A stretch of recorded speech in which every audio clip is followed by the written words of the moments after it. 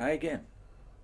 Kenneth Scott Latourette in the History of Christianity, page 402, dealing now with the renewed and continued progress in the expansion of Christianity in the Middle Ages. When the Mongol storm broke across Eurasia, two of the chief missionary orders of the Catholic Church, the Franciscans and Dominicans, were in the first flush of their enthusiastic youth. They took advantage of the new day to plant missions which were scattered from Russia to the China Sea.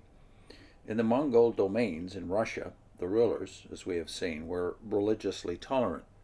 The Pope assigned the region to the Franciscans, and here, about 1300, the Brothers Minor had 17 stations, including a monastery in the capital.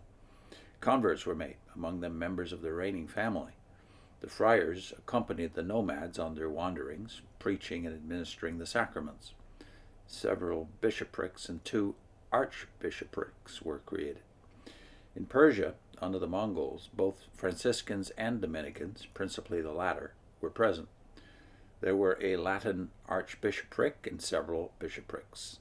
These Western Catholics devoted their chief efforts to bringing to allegiance to Rome members of the other churches in the region: Nestorians, Jacobites, Armenians, Georgians, and Greek Orthodox. In Central Asia, Franciscans sought to establish missions, and we hear of martyrdoms and of Brothers Minor, but also of baptism and of at least one church building. Both Franciscans and Dominicans were in India. Some suffered martyrdom, but some won converts, and there was at least one Latin bishopric. The most spectacular, as well as the most remote of the missions of Western Christians, which arose in the wake of the Mongol conquest, was in China. China was the most populous and the richest of all the lands under Mongol rule. Its largest cities were said to surpass any in the rest of the world. To them came many merchants from Western Europe, the most famous, because of a narrative left by one of them, the Polos. In 1269, 2 Polos, brothers, arrived from Cathay at Acre, on the east shore of the Mediterranean, with letters from Kublai Khan, then ruling all of the Mongol domains from Cambaluc, asking for teachers of the science and religion of Europe. After a delay, 2 Dominicans started on the return trip with the Polos, who now had with them young Marco, the son of one of the latter, who was eventually to write the book at which we have hinted. Before they had gone far, the friars took alarm at rumored dangers and turned back, but the Polos kept on.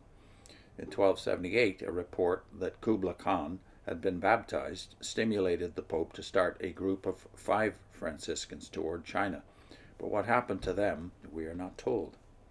So far as our records enable us to know, the first Catholic missionary to reach China was an Italian Franciscan, John of Montecorvino. He arrived in Cambaluc in 1294, bearing a letter from the Pope to Kublai Khan. The latter had recently died, but his successor received John courteously.